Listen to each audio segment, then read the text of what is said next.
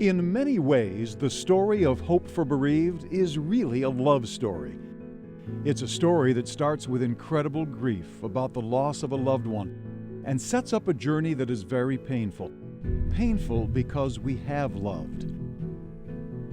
For 40 years, Hope for Bereaved has played a critical role in people's lives to navigate that journey from grief to hope, helping people to understand that even though they will never be the same, they can be a good new you.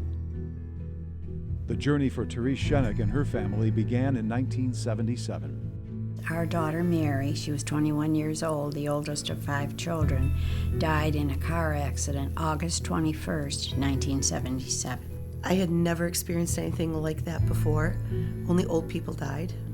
It was shocking. It was painful. It was raw. We were devastated. There was so much pain, and I knew we had to go on and survive, but I didn't know how. Therapy and support groups, they weren't there. They were not around.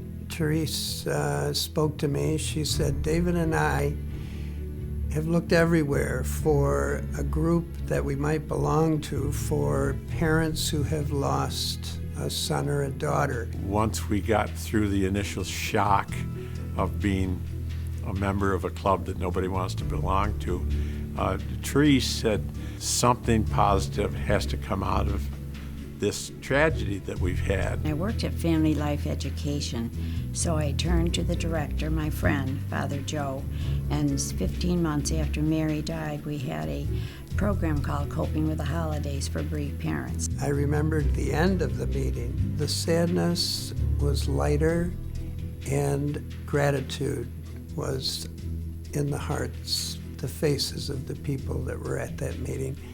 And they said, couldn't we plan another meeting? When my father died 34 years ago, I saw how good hope was to my mother. When my sister died 20 years ago, I saw how good hope was for our family.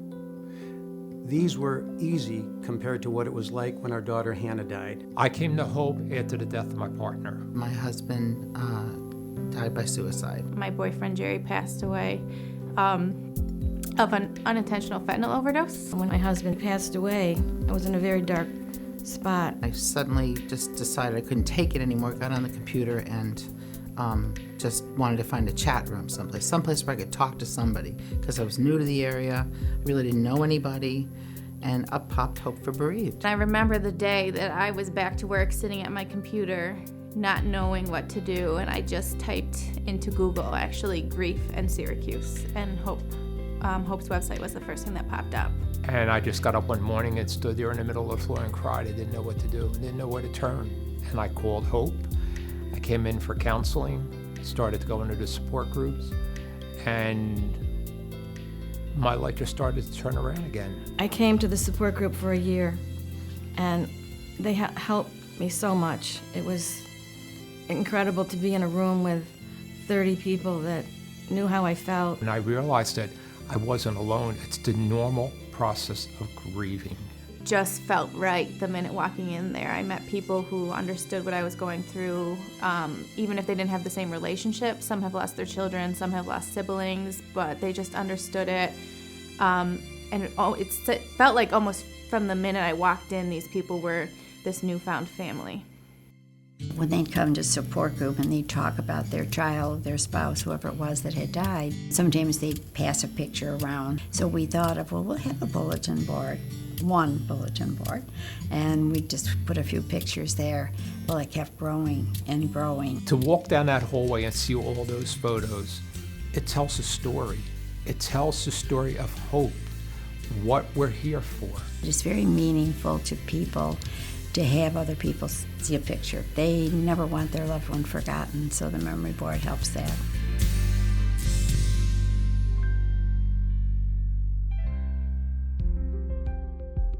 The mission of Hope is to make sure that when somebody is having the worst times of their lives, that we are here for them and they don't have to worry about a cost. This one gal, her dad had died and her stepmother was going through bankruptcy. She loved her stepmother, but she thought of taking her own life, you know. She found Hope's counseling support groups. They were free. She said, I think that Hope for Bereaved saved my stepmom's life. That's what motivates us. Everybody can walk through this door. So the fact that has been like that for 40 years, I think is incredible. I think a lot of people wouldn't be getting the support they need. I don't think they'd be doing the grief work that they need to do because, one, I think people wouldn't know where to turn. It would be a very sad place without hope. They do so many things that help grieving people. I just want to make sure that Hope is here forever, because of the help that I know and the difference. Hope makes a difference for people. To be able to have people say, I'm going to put a significant amount of money into a trust so that Hope for Bereaved does not have to worry, and we know that this building will be here. If it was that important to me, I know it can be important to somebody else. So I think my job now is to allow hope to enter other people's lives. I think that everybody needs to understand that we as a community, if we are healthy and we continue to be healthy, that we'll be a better community.